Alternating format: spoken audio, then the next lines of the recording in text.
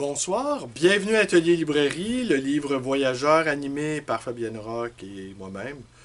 Bruno Lalonde, nous sommes à Montréal le 4 novembre 2022. Alors sur ma page Facebook, hier, on m'a fait un compliment assez extraordinaire, je pense, que j'étais un livre vivant. Alors être un livre vivant, ça veut dire quoi, hein? Être un livre vivant. Je vais y revenir là-dessus, mais je trouve que le titre est beau. Ça pourrait même être le titre de mon autobiographie. Je suis un livre vivant. Alors aujourd'hui, journée de congé. Qu'avons-nous fait, Fabienne et moi? Tous les vendredis, c'est la journée de congé de l'année. Et de la semaine. Ouais, parce on a pris 4 jours de congé, 5 jours de congé au début du mois de juillet. Alors 5 jours dans une année, c'est peu et on travaille sans relâche. Alors je suis un peu... je fournis peut-être, comme dit Bobo Boutin, mais aujourd'hui, je fournirai pas beaucoup parce que... Vous entendez Ginette? Quoi, Ginette? Ouais, Ginette. Oui. Ginette est volubile quand même. Alors donc, aujourd'hui, le vendredi, ce qu'on fait, on traverse la ville lorsque la météo le permet et on va dans des boutiques. Fabienne va dans des boutiques de fringues, dans des friperies. Souvent, dans ces friperies-là, il y a des livres aussi. Alors moi, je regarde les livres, elle regarde les vêtements. Pour ce qui est des hommes, c'est plus compliqué parce que les hommes, on regarde même pas, parce que les hommes usent leurs vêtements à la corde. Alors comme j'ai décidé, en 2023, de me relooker, de me revamper, d'accorder un soin particulier à mon habillement. Ça, de déplacer même mon budget de livres annuel et le mettre dans des fringues. Voilà, vous savez tout.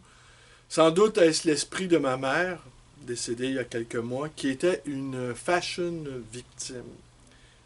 Fille d'un gérant d'une mercerie. Alors et qui allait faire des achats à New York pour voir les nouvelles tendances de la mode. Alors je pense que l'esprit de ma mère est en train d'infuser dans le mien et que je commence à regarder les vêtements. Alors si vous me voyez d'ici quelques semaines, d'ici quelques mois, devenir élégant, ne vous étonnez pas. Alors aujourd'hui, nous sommes partis très tôt. Nous avons fait des boutiques, nous avons fait des librairies même. Je vais vous montrer les livres que j'ai achetés. Tenez. À défaut de vous en parler, je vais vous montrer les pages couverture. Ça va être instructif. Et tout à coup, on a reçu un coup de téléphone. Fabienne a reçu un coup de téléphone nous invitant à la Maison symphonique de Montréal, l'Orchestre métropolitain, pour aller voir un concert de musique classique, les envolées latines, avec une chef d'orchestre colombienne, j'ai cru comprendre, Linda González Granados. Et c'était très bon, les pièces qui étaient jouées, Gabriella Lena Frank, Rodrigo, Alessandra Ogers, Defala et Marquez. Et puis peut-être que je vais vous mettre une des pièces en note de bas d'écran. Peut-être que je vais le faire si j'ai la présence d'esprit d'y penser. Alors voilà, on a passé notre journée donc. Fringues, librairie, on s'arrête dans des petits restaurants, prend un café. Et on déambule comme ça dans des rêveries que n'eût pas désavoué les situationnistes. Et on observe autour de nous comment les gens parlent. Moi, j'aime beaucoup, à l'instar de Nathalie Sarraute, qui captait les conversations des gens. Il suffit juste d'un petit bout de phrase, et à partir d'un petit bout de phrase, on peut échafauder euh, presque un livre au complet. Il suffit de... En fait, voilà. Mais ce que je note, ce que j'ai noté déjà depuis longtemps, c'est très très rare que les gens, dans les conversations en tout cas que je capte, sur les rues, que les gens ne se plaignent pas. En fait, ils ont toujours quelque chose à se plaindre, soit de leur situation, mais généralement, ils se plaignent des autres. Alors, c'est des récriminations. Ouais, je lui ai dit ma façon de penser. Et puis j'ai pas accepté qu'on me dise ça.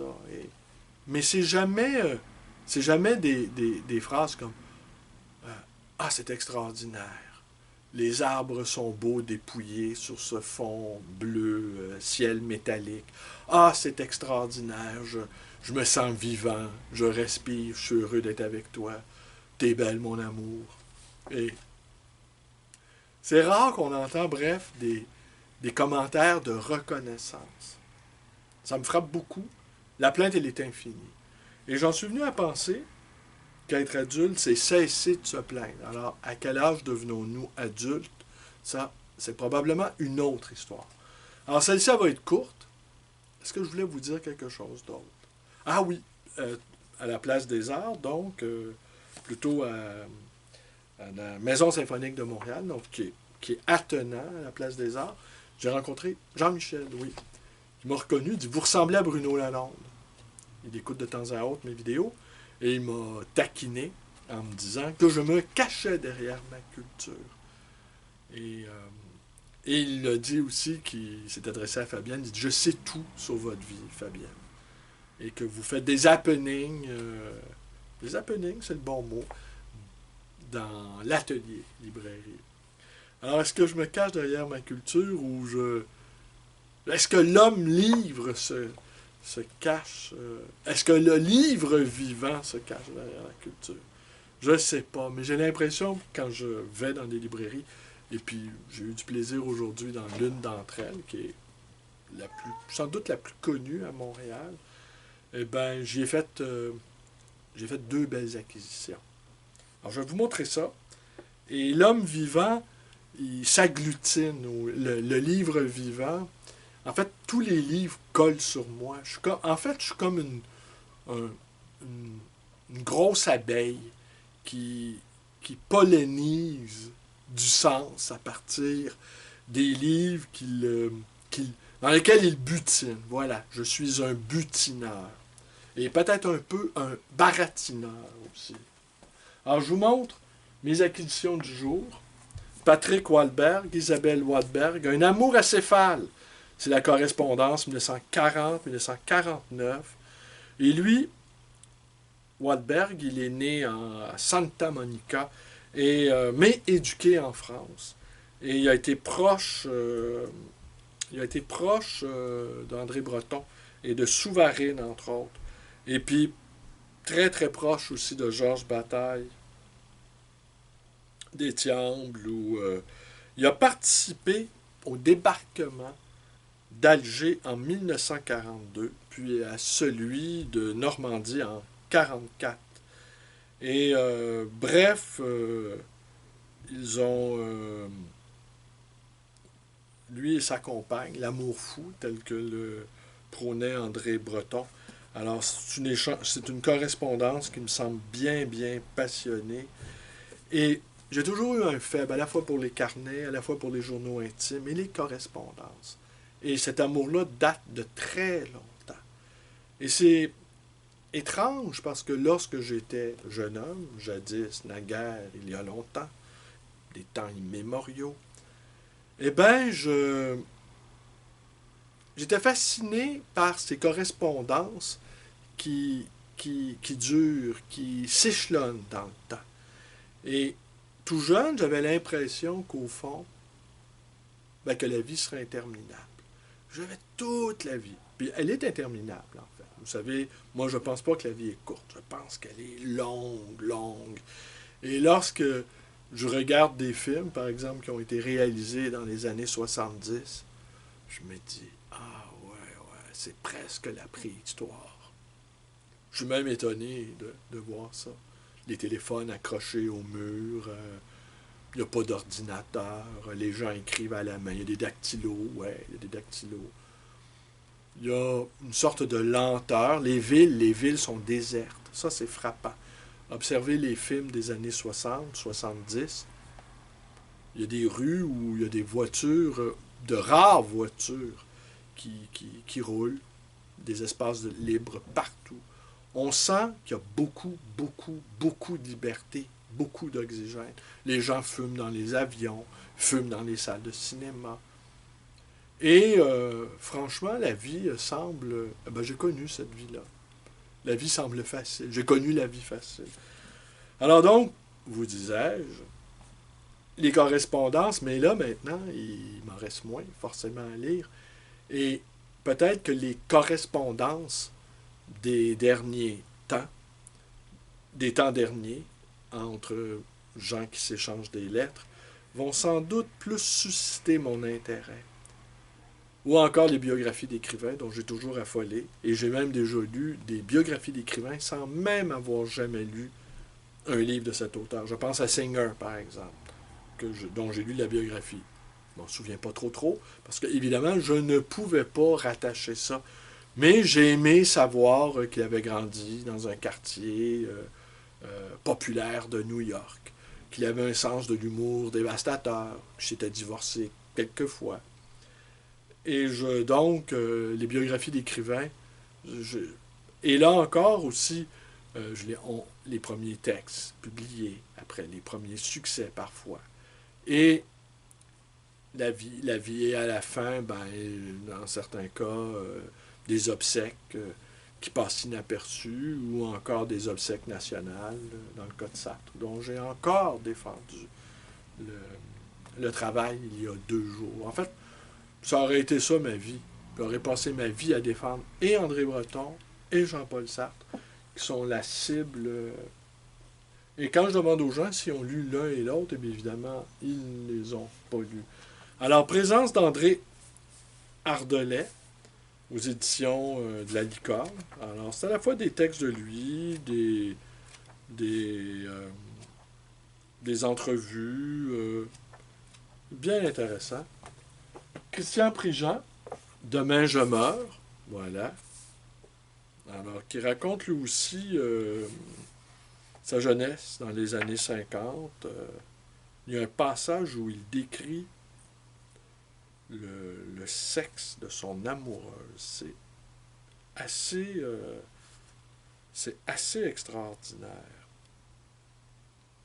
Une fente s'est ouverte, pas du genre qu'elles ont, les puelles, les garces entre jambes. Ça sent pas pareil, pipi, eau de mer en creux de filière dans les vasières, ou le cidre doux.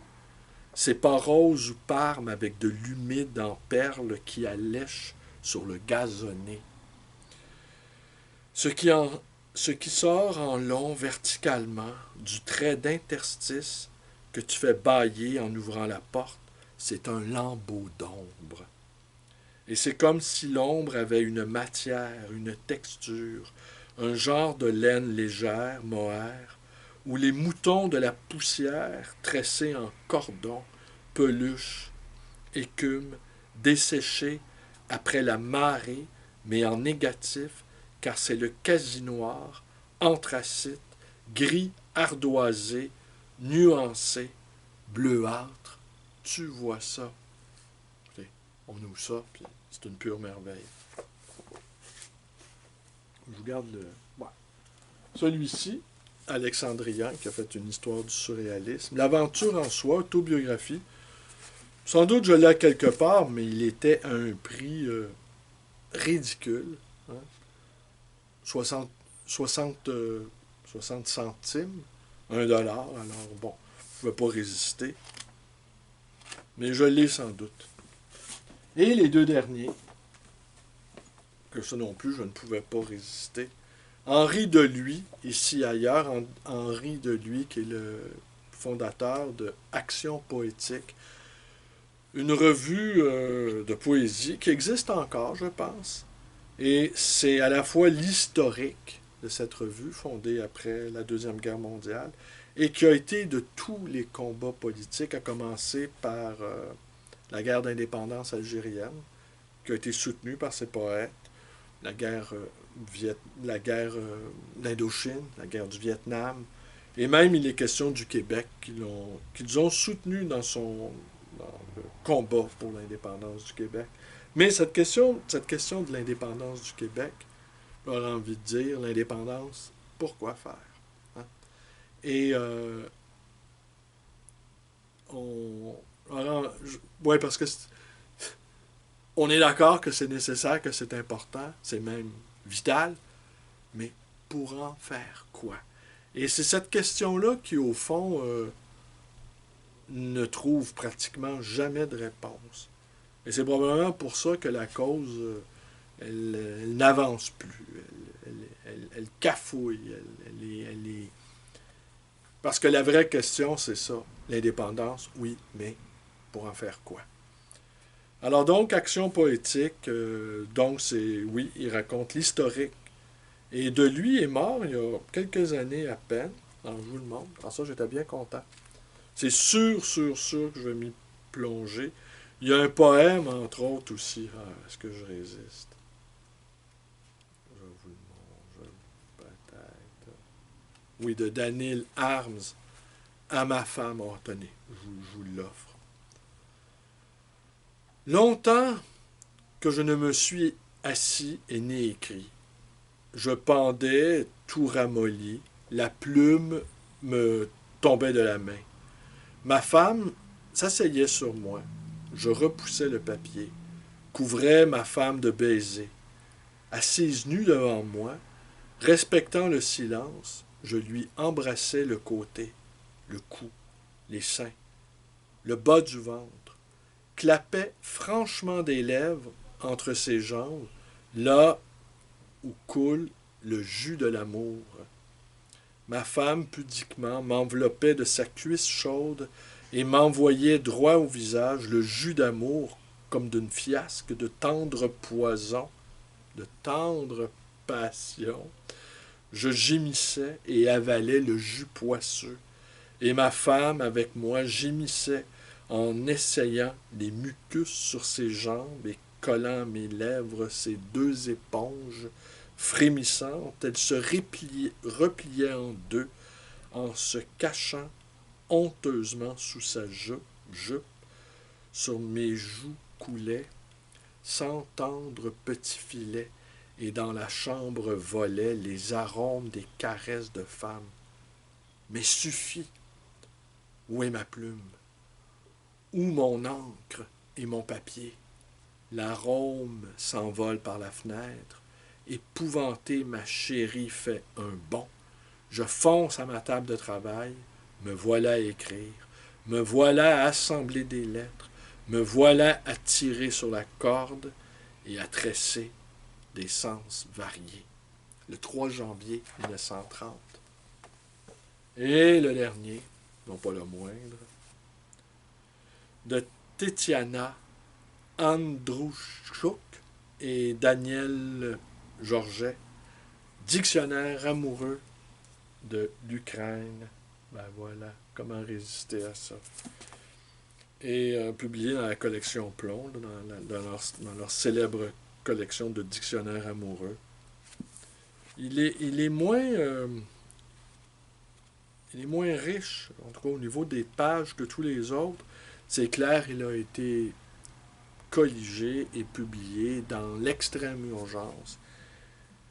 Et on ne saurait être trop amoureux de ce pays qui est en train de naître, d'accoucher dans le sang. On aurait l'impression, on aurait envie de dire que les nations naissent ainsi dans le sang. Et autrement, et c'est probablement le cas hein, de toutes les nations qui sont apparues suite à la Deuxième Guerre mondiale. Elles ont tous été façonnées dans le sang et toutes celles qui ont accédé à leur indépendance, ça n'a pas été non plus sans souffrance et sans catastrophe. Alors c'est tout. Je vous remercie d'être avec moi. Je pensais que la vidéo serait plus courte, étant donné que tout ce que nous avons fait aujourd'hui, c'est se balader, acheter des livres, écouter de la musique, Et c'était vraiment bon. La chef d'orchestre était extraordinaire. Et c'est une amie à nous qui nous a invités car elle est fait partie de l'orchestre métropolitain. Et c'est une violoniste. Alors, je vous remercie d'être avec moi. Portez-vous bien et à demain.